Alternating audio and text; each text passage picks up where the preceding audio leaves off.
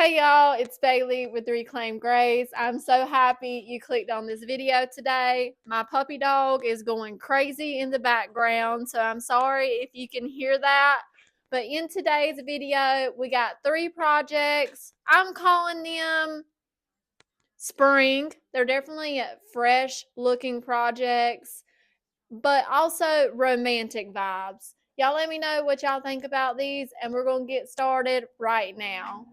Our first project today are these oversized ornaments I had left over for Christmas that I never got around to upcycling them.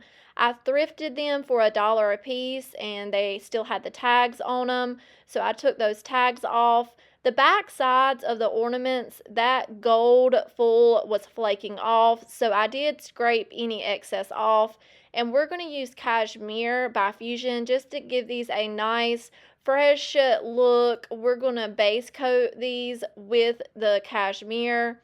I'm really enjoying this off-white color. It's just nice and creamy. It is becoming another one of my favorite whites. So we're gonna go ahead and give all 4 ornaments a nice base layer of white. Painting the frame and the back of the ornament probably wasn't necessary, but I always like to start out with a neutral whenever I'm trying to get inspired. So I decided after I got these base coated that I wanted the frame to be gold. So now I'm going to come in with Coal Black by Fusion and carefully paint my frame and the back side of my ornament. I definitely have this sped up for y'all, but I just took my time to cut in a fresh line around the inner part to our frame. I always recommend starting out with a dark base when you're trying to paint gold. It makes it look more antiqued, and it just makes it where you do not have to apply as many coats of gold paint. I'm going to be using Paint Couture's bronze metallic paint. I'm really enjoying this tone of gold, and I'm just going to use a different artist brush to come in on top of that black dry paint, and I'm only going to apply one good coat. I'm going to let my paintbrush kind of skip over the details. This will make it just look vintage and kind of aged. And as you can see, I did get some black paint on the inner part of our frame. I just came in with a couple more coats of white paint to cover that mess up. Here is me applying the bronze to the back of the frame, and something I really like about this paint is when it dries more vibrant and bold, so it may look like you're going to need a second coat, but give it a second to dry and it really deepens up. I have no idea why my lighting in my workshop keeps on going in and out like this, but either way, we're going to use these gorgeous roses from Rose Botanical IOD transfer book. This came out last year, I think for summer, and these are gorgeous. 8 pages of gorgeous florals. I picked out 4 I wanted to use on the inner part of my frame, and I used my fingernail to just go around the edges so I could cut this transfer to fit and just dry fit it in to make sure it's looking good. I did cut a little excess from the creased edge, and we will handle that in a few minutes. I took off that protective backing, and I'm just going to use the provided transfer stick to burnish our transfer on to our inner parts to our frame.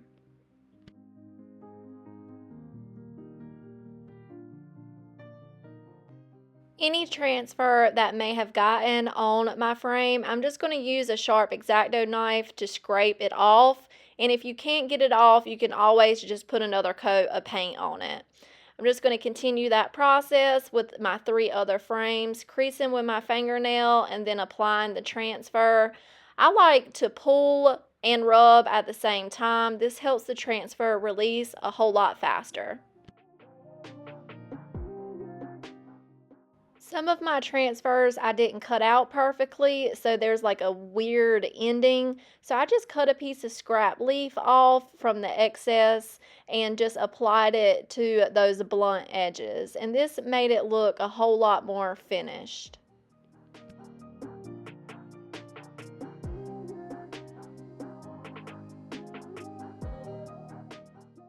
Now, you can seal the transfer and call it a day, but I wanted to add some age to the inner part of our frame, so I'm coming in with fine line crackle with step 1 and applying a nice, even, kind of thick coat to the inner part.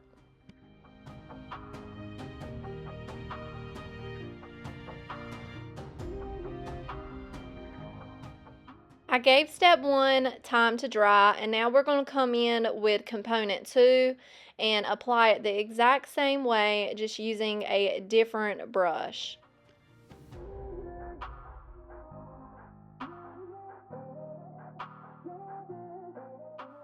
Now you can see our piece is very shiny, and I'm trying to show you the crackle that happened. It's just hard to capture. So I want to bring that crackle out, and I'm going to do that by adding Fusion's aging wax. I love this stuff.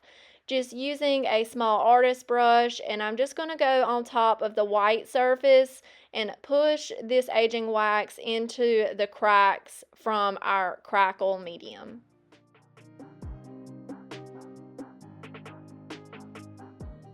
I don't want my piece to look dirty. I want it just to look a little aged. So I'm going to come in with a blue shop towel and really buff off any excess wax. I do not want to leave a lot in the crevices of the frame either. And now look at that crackle. Here's the difference between adding the wax and not adding the wax. I just got in from Amazon this new pack of chiffon ribbon. Kendra from Late Night Creations has kind of started an obsession for me. I have these linked in my Amazon store if y'all are interested, in the description box below. But I went ahead and picked out a few different colors that I felt matched the flowers on our frame. And I just fed it through the little eye hook that was already on top of the frame and tied a knot. So I love this pack, how it sends you 9 different colors. And here is our pretty little botanical frames. I love how these turned out. I would price them for $9.95 a piece. Y'all let me know what y'all think about these.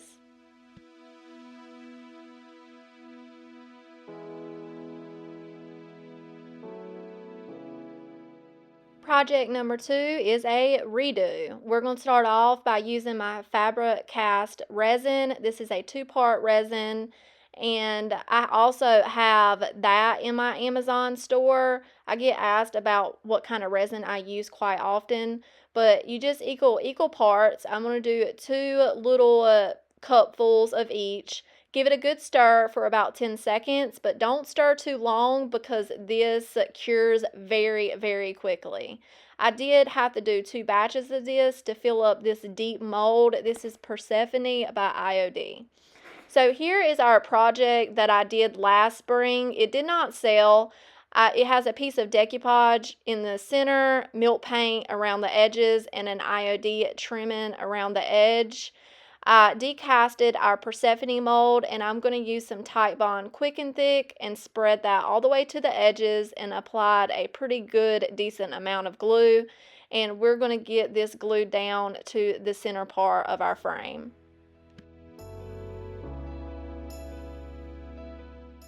I came in with some light grit sandpaper and just did a quick sand around the edge. And I'm going to use Damask by Fusion. This is a gorgeous rosy color that I'm really liking. I did apply 2 coats just to the edge of our frame, and I was wondering the whole time, because my milk paint, of course, crackled, and I was wondering if repainting the frame was going to cover the crackle, but y'all, it did not. So I was very nervous going in to do the second coat. I was like, please don't fill in my crackles. But good news, it did not. So I went ahead and applied my second coat and then gave that plenty of time to dry.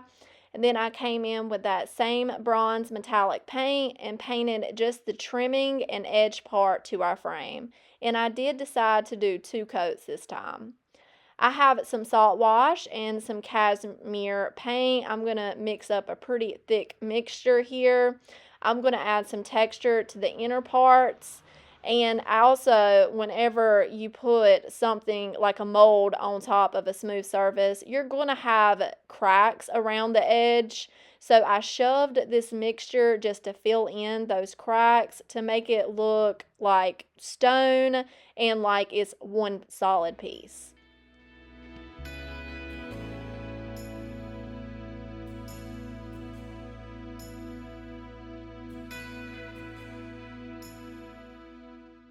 Once I pounced all over on the smooth surface, I painted our Persephone mold with that same mixture so she would look more like stone. Now I felt like I needed a gold detail here, so I broke out this transfer from Etiquettes by IOD. And remember, we have a textured surface, so I was kind of nervous about doing this, but I just worked very slowly and used the corner of my transfer tool and try to apply just on the transferred areas. I used my fingers to burnish it down, and then I used a soft cloth just to make sure everything made good contact. And then I just sealed over just the white area with some polyacrylic matte. Now we're going to age this up a bit. This is Van Dyke Brown Antiquing Glaze by Paint Couture. I watered some down in my lid, but you will also see me misting my surface. Just this makes the product go on a little thinner and last a lot longer. So I'm just going to work this in. I'm going to work a section by section into the texture we created and onto our Persephone mold. Then gonna come in with a few baby wipes and I'm gonna blot off any excess Van Dyke Brown glaze. This did take a while, but I didn't want to have wipe marks, so I just did the process and dabbed until I was happy. Then we're going to work our way to the outside frame, and I did the same process, really working this glaze into the crackle that came through the fusion paint and onto our trimmings mold. Used a new baby wipe, went through several baby wipes here to blot off any excess glaze. And here is our Persephone.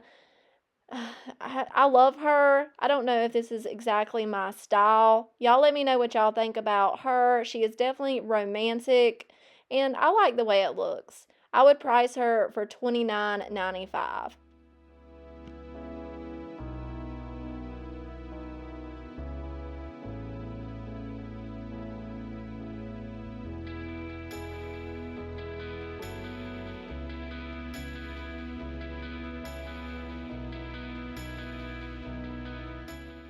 Project number 3 are these metal hearts. They were red whenever my mama gave them to me, and I just used some random spray paint. One's brown, one's black, because I ran out of black, to prime these, because we're going to come in with Dixie Belle patina paint. This is the iron, and I'm going to use a pretty dense paintbrush and stipple all over the front of our hearts.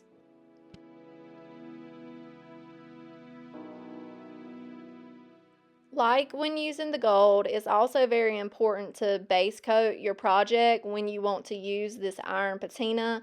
It saves you a lot of product and just helps the finish in the long run.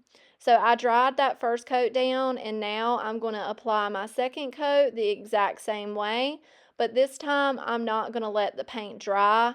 I'm going to immediately come in with my patina sprays once I get the little handle painted.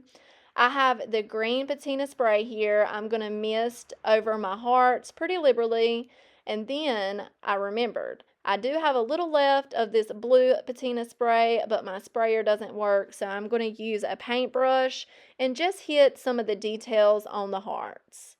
I let that dry for 24 hours and gave it a seal coat of some matte spray Rust-Oleum. And here is how they look. I love how these came out. I'm going to price them for $9.95 a piece. Whatever led you to click on this video today, I want to thank you for spending your time with me. If you got any inspiration from this video, hit that like button. Let me know which project was your favorite, and consider subscribing if you have not already. I will talk to y'all in the comments. Bye.